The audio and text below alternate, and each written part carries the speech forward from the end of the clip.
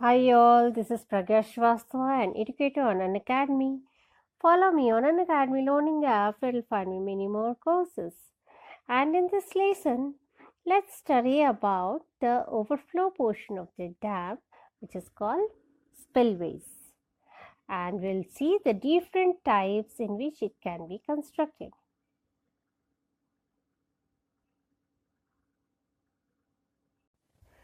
A spillway is a structure constructed at a dam site for effectively disposing of the dam surplus water from upstream to downstream. Spillways disposes the surplus water and ensures that the water doesn't rise above the maximum reservoir level. If water level rises above maximum reservoir level and crosses the freeboard and overtop the dam, it may lead to failure of the dam. So, you can say that spillways are essentially a safety valve for a dam, and spillways should invariably be provided to all the storage and detention dams. The capacity of spillways should be enough to discharge the major floods without damage to dam and maintaining the maximum reservoir level not getting exceeded. Now, let us see the different types of spillways. Based on design features, we can have a number of spillways. You can have free overfall, which is also known as straight drop spillway, or you can have a Ogee or a overflow spillway, then side channel spillways, or can be a chute, which is also called open channel or may be called trough spillway. Next is conduit or a tunnel spillway. Then drop inlet, which is also called morning glory spillway, or you can have a siphon spillway. And based on the control that is actually provided to your spillways, you can classify your spillways as a gated spillways, or it can be a non-gated spillways. And based on utility, you can have a main spillway, or it can be a subsidiary or an emergency spillway. Now let's study about a straight drop spillway. It is the simplest type of spillway and constructed in the form of low height weir with downstream face, which is kept almost vertical. Not exact vertical, it is almost vertical. It can be constructed in three different ways that actually I have drawn here. This is a straight drop spillway without any downstream protection actually being provided here. Here, in this case, this is a spillway with an overhanging lip, you can see here. And this is a spillway where a downstream protection is actually provided. Actually, what happens is that when the water falls from this portion, the high energy of the water has to be dissipated. Otherwise, it would cause erosion at the downstream toe. And here you can see that the downstream energy is actually dissipated by the means of a hydraulic jump here in this case, and here the energy is being dissipated by directing the jet of water so as to fall away from the structure by a deflector bucket, which is also called lip, and this actually dissipates the energy by impact and saving the face of the spillway.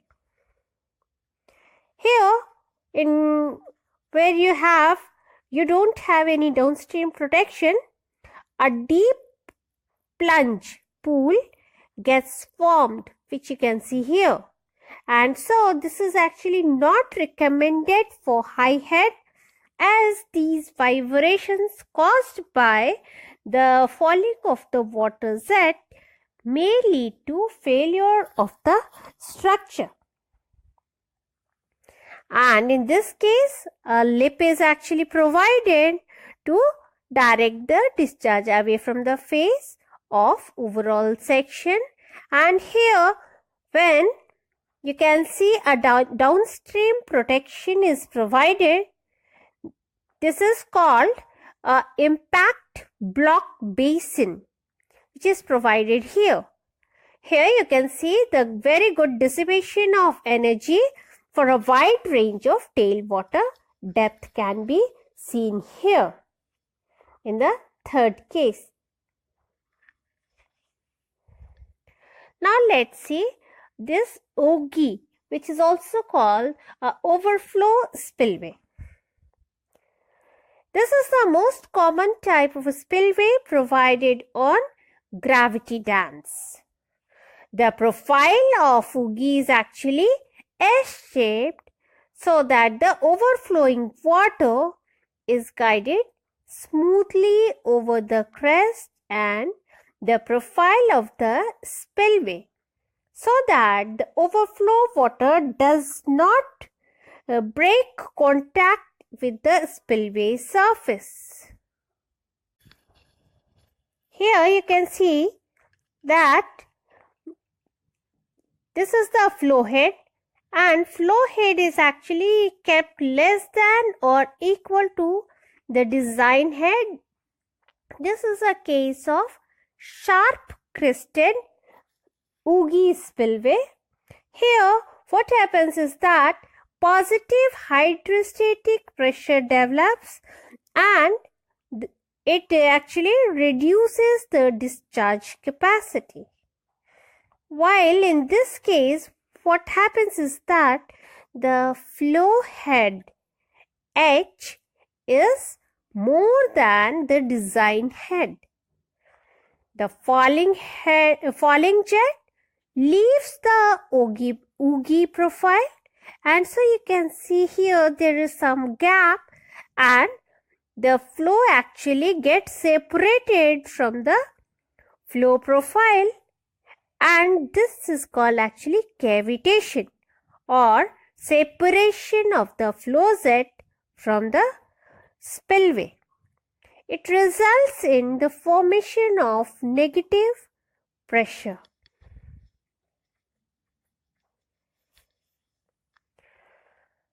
And we need to design a spillway in such a way that neither the positive hydrostatic pressure is very large nor the negative one. So we need a balanced design for a Ogee spillway to be more efficient. Now the discharge equation for Ogee spillway is like this. The discharge Q should be equal to C multiplied by LE dot HE raised to power 3 by 2. What is C? C is the coefficient of discharge, and its value actually ranges between 2.1 to 2.5, and it depends upon the depth of approach, the upstream phase slope, the upstream apron interference, or it also depends upon the downstream submergence.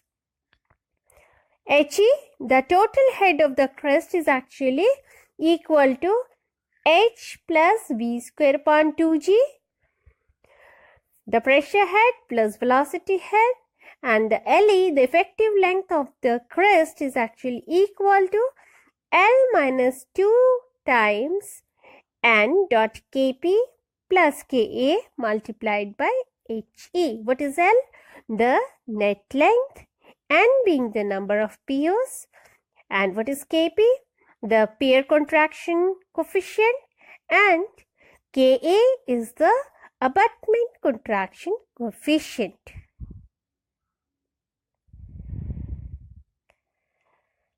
Now come to the dynamic force which actually acts on a Ogee spillways. When water flows over the curved surface of the Ogee spillway, there is continuous change of velocity, and hence there is change in momentum from section to section. According to Newton's second law of motion, this change in momentum causes a force on the spillway's structure, and this force is known as dynamic force. The total dynamic force acting on your Ogee spillway is actually sum of all the forces, that means sigma F, which is actually equal to rho Q delta V. What is Q? The discharge. What is rho? The mass density of water, and delta V is the change in volume. Please go through the chapter. Ogee spillways are actually very important, and you need to remember the formulas, and go through the chapter and have a nice time. Keep studying, stay focused.